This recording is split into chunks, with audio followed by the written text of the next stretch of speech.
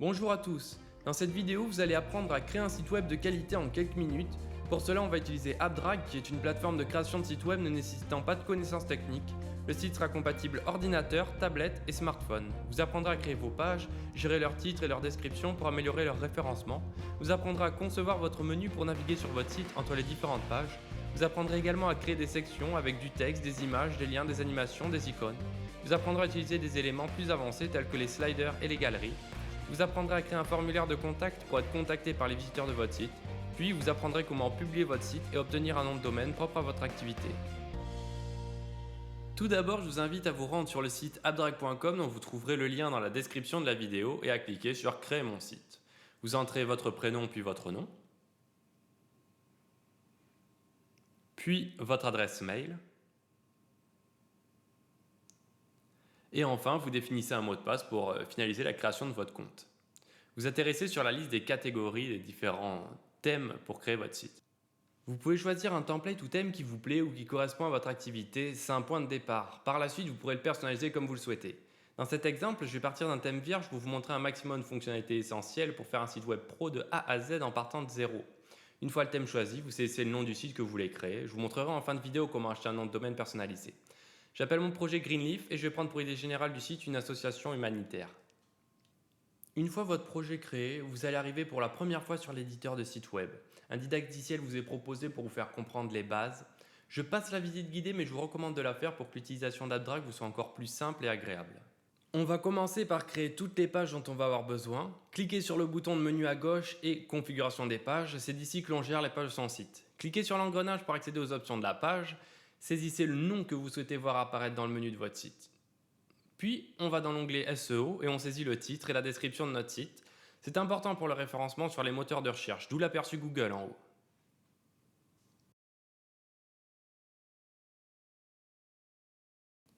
On sauvegarde et cette fois on va créer une page. Pour cela, menu de gauche, configuration des pages et créer une nouvelle page.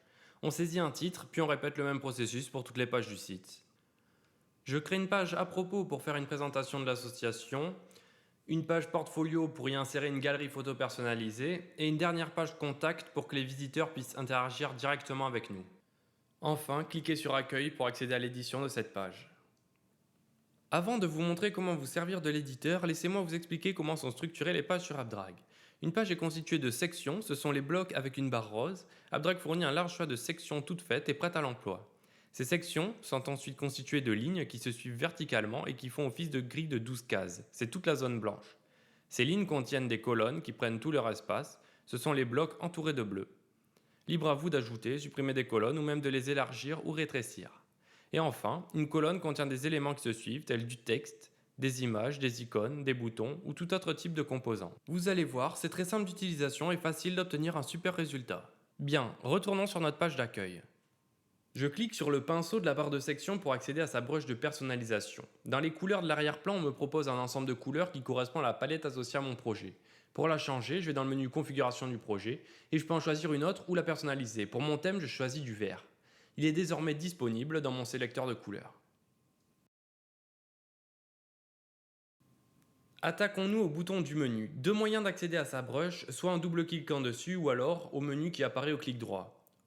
Ordinateur, bouton, couleur. Je mets du blanc, puis du vert clair au survol.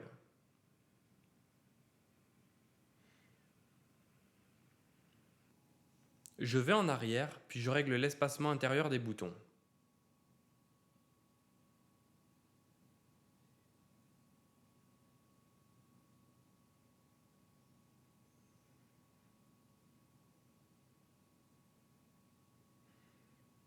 Enfin, je mets une bordure de 3 pixels,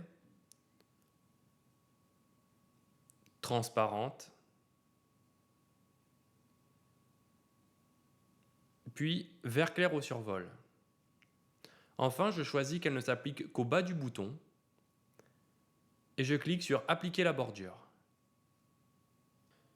Afin de coller mon menu au haut de la section, j'accède à la broche de la colonne via le menu contextuel du clic droit. Je vois que son espacement intérieur padding est de 35 pixels. Je le réduis à 10 en haut et à 0 en bas. On a fini avec le menu et le résultat me plaît bien. Attaquons-nous au logo. Pour ce faire, je double-clique dessus et je fais changer l'image. Je choisis une icône depuis la galerie d'images libres de droit proposée.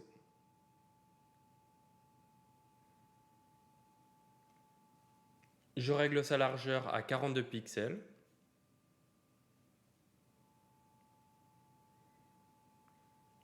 Puis éditer le logo. Icône et texte. Éditer le texte. Je sélectionne le tout et je saisis le nom de l'association.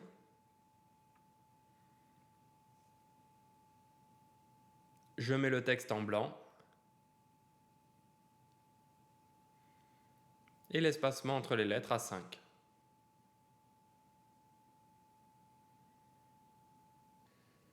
C'est bon pour le header. Maintenant, on va personnaliser le footer. J'ouvre la broche de section et je mets la couleur d'arrière-plan en noir. Puis je définis l'espacement haut et bas à 32 pixels. Pour ne pas recréer le logo, je fais un clic droit dessus, presse-papier, dupliquer cet élément ici. Pour le déplacer vers mon pied de page, rien de plus simple. Je clique dessus et tout en restant appuyé, je viens le déposer à l'endroit souhaité dans mon footer. J'ouvre sa brush et je le centre. Pour le texte du copyright, je double-clique dessus pour éditer le texte. Je retire la mention « Créer avec AppDrag » et je mets simplement sa couleur en blanc. On en a terminé avec le haut et pied de page, on peut sauvegarder. Passons au contenu du site. Pour insérer la première section de notre page, on clique sur le bouton « Ajouter », puis une boîte s'ouvre avec un large choix de sections dans différentes catégories. On va dans « Services », puis on sélectionne la première. Une fois la section insérée, je saisis mon titre. Nos engagements.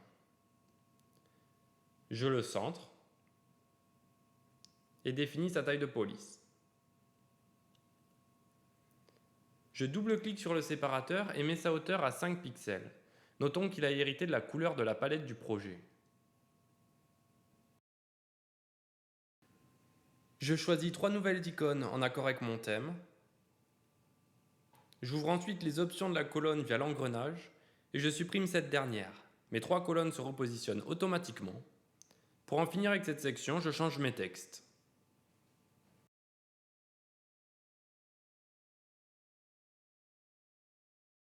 Créons une deuxième section. Menu de gauche, ajouter un composant. Je vais dans la catégorie à propos et je clique sur la section de mon choix. Je laisse appuyer pour la déposer là où je souhaite.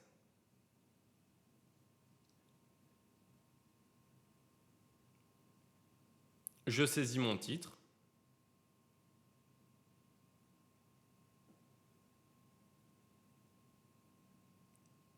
La police est différente. Pour récupérer le style de mes autres titres, je copie-colle le contenu du texte à cet emplacement. Il ne me reste qu'à saisir mon nouveau titre.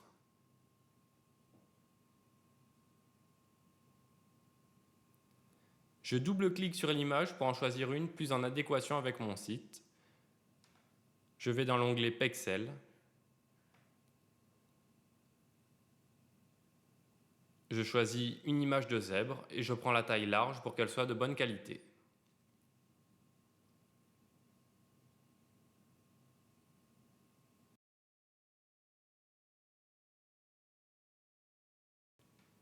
Pour rendre la page d'accueil plus sympa, je choisis un slider ou diaporama que je glisse en haut de ma page.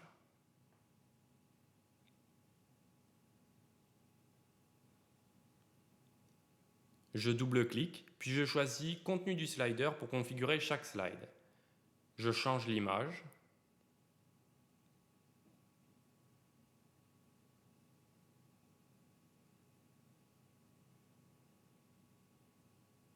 Et je double-clique sur le texte pour avoir ses paramètres avancés.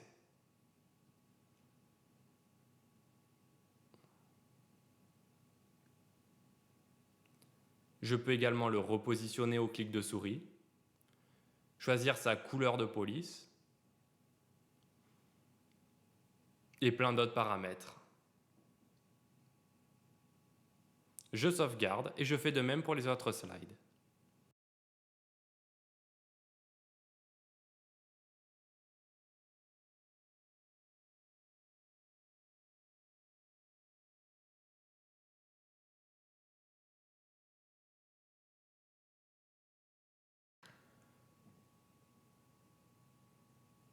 Le slider prêt, la page d'accueil est terminée.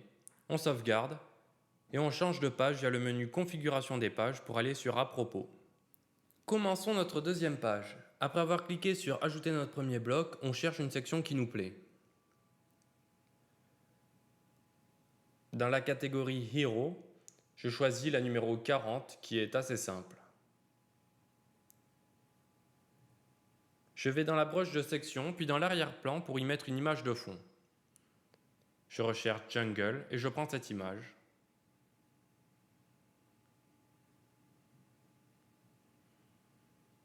Je change le titre et sa couleur. Je double-clique sur le bouton pour accéder à sa brush. Je change son texte. Puis je vais dans Couleur. Je mets sa couleur de texte en blanc et son arrière-plan en vert. Puis au survol, je laisse en blanc sur fond noir.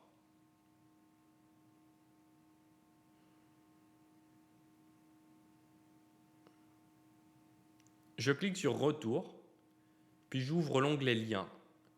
Je lui définis comme action l'ouverture de la page Contact du site. Les autres paramètres sont corrects. Je retourne au niveau précédent et rentre dans l'onglet Icônes pour mettre une icône d'arbre.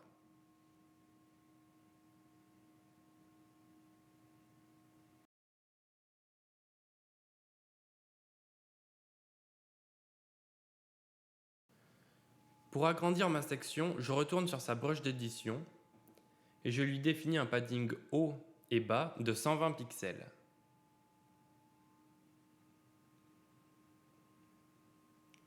Laissez-moi vous montrer un effet sympa. Je vais dans l'arrière-plan et je choisis Animation. Je choisis l'effet Ken Burns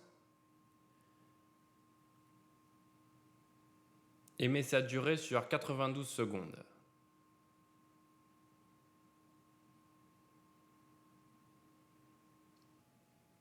Vous pouvez voir que l'arrière-plan zoome et dézoome lentement, ça donne un effet bien agréable. Je sauvegarde et je retourne sur l'accueil. Je souhaite récupérer une section créée précédemment.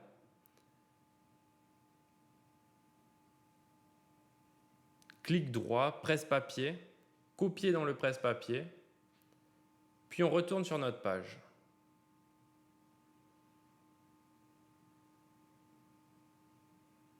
Bouton presse-papier de la barre de section, coller depuis le presse-papier et notre section est ici.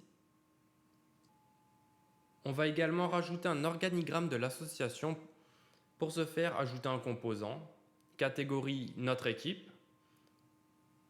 On choisit notre section et on la glisse en dessous de celle qu'on vient de créer. Comme tout à l'heure, je copie-colle le titre et je change mon texte pour conserver le style.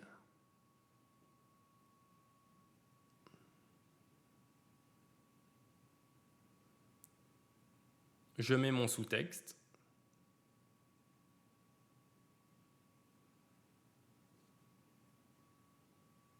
Je vais vous montrer un autre type d'arrière-plan, les patterns. Ce sont des motifs qui se répètent. Je vais dans l'onglet Patterns, puis je choisis cette collection, puis ce motif. Pour ne pas perdre en visibilité, je clique sur l'engrenage et vais sur le deuxième pinceau pour accéder à la broche de toute la ligne. Puis, je mets l'arrière-plan en blanc et je fais pareil pour les deux lignes suivantes.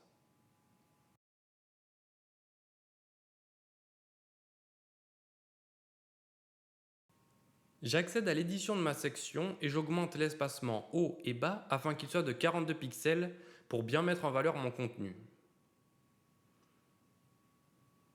Nous avons fini avec la page à propos. Je copie la première section pour m'en servir de base dans la prochaine page et puis je sauvegarde. On va dans la page Portfolio, ajouter mon premier bloc, catégorie Galerie, puis sélectionner celle qui vous plaît le plus. Je supprime la première ligne pour ne garder que la galerie. Je double-clique dessus et supprime les images pour n'en garder seulement que 4. J'en choisis une en lien avec mon sujet.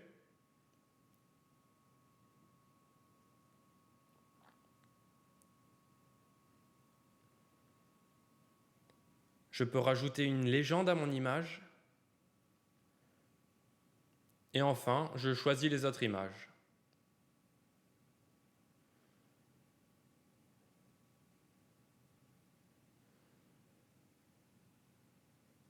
On ferme la modale et je vais vous montrer comment personnaliser la galerie. Design de la galerie, 2 colonnes.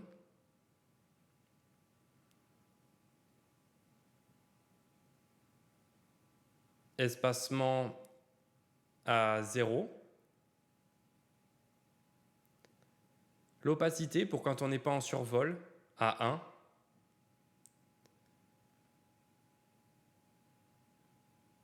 Légende en image entière.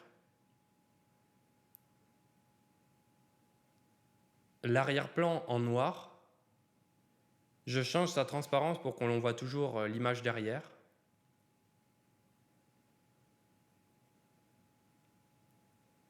J'agrandis le texte et on peut voir le résultat en direct.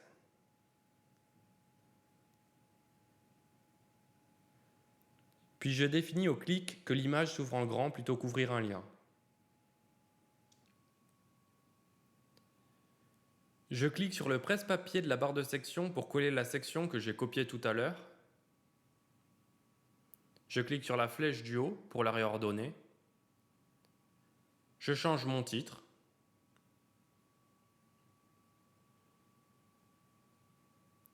Je sauvegarde. Et nous en avons fini avec la page Portfolio. Dirigeons-nous vers la page de contact.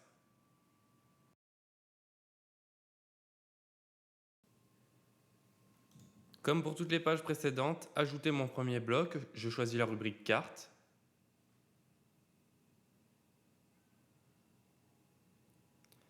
Et je choisis celle-là qui ne contient uniquement qu'une carte. Je double-clique dessus, puis change l'espacement en bas, le padding, pour le ramener à 400.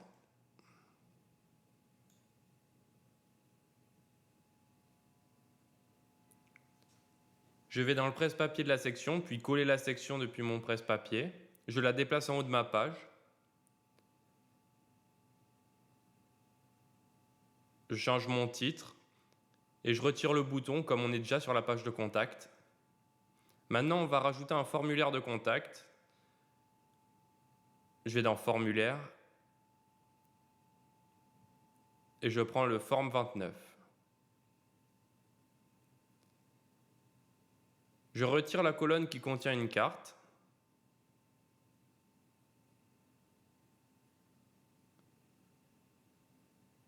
Je modifie le titre.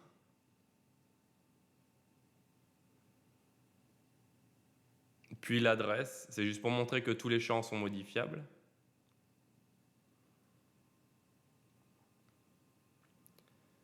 Puis pour configurer le formulaire, je double-clique dessus. Je clique sur le champ Name et je le renomme en français.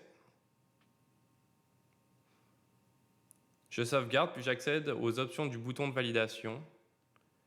Je change son texte en Envoyer. Je retourne vers le formulaire, Configurer, et je saisis l'adresse mail qui doit être notifiée quand un visiteur remplit le formulaire de contact.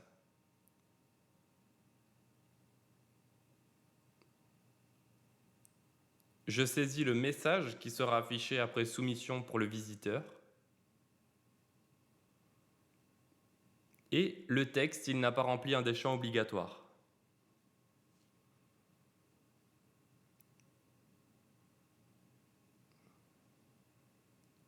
Une fois que c'est bon, Je valide les options du formulaire et on me propose d'affecter des champs pour que chaque entrée du formulaire crée un contact dans le module de newsletter d'AppDrag. J'affecte donc le nom au nom, puis je valide. Le formulaire n'est plus affiché comme non configuré, je peux sauvegarder ma page.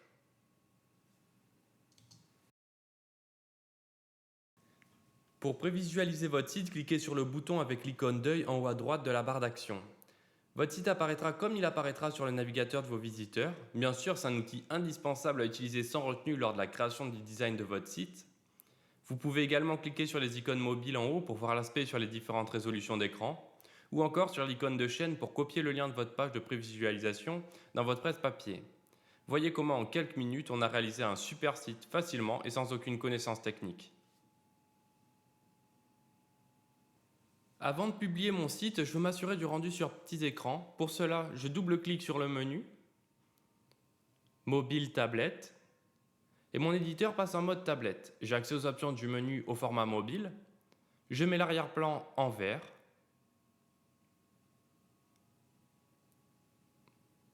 Le séparateur des différents liens du menu en vert foncé.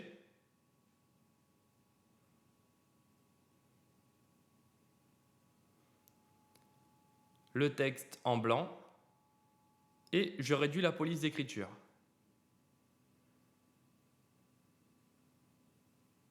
Voilà, c'est très facile à configurer. Je repasse au format d'ordinateur et je sauvegarde. Mon site est fin prêt à être accessible à mes visiteurs. Je clique sur Publier, le bouton de confirmation.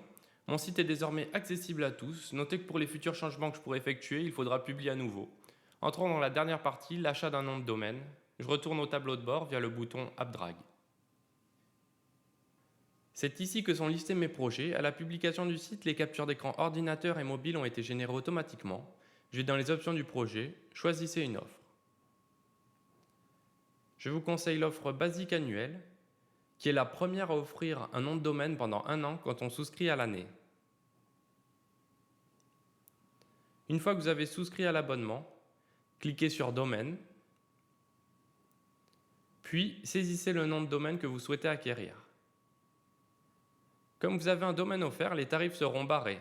Cliquez sur l'extension que vous désirez, rentrez les informations du propriétaire, puis payez maintenant. Votre site est désormais accessible via le nom de domaine que vous venez d'acheter. J'espère que cette vidéo vous a plu et que vous avez pu saisir à quel point il est facile de créer soi-même son site avec AppDrag. Si vous avez des questions sur l'édition du site, les abonnements ou les noms de domaine, n'hésitez pas à les poster dans les commentaires ou à contacter directement le support technique AppDrag. A bientôt sur AppDrag et abonnez-vous pour de nouveaux tutoriels.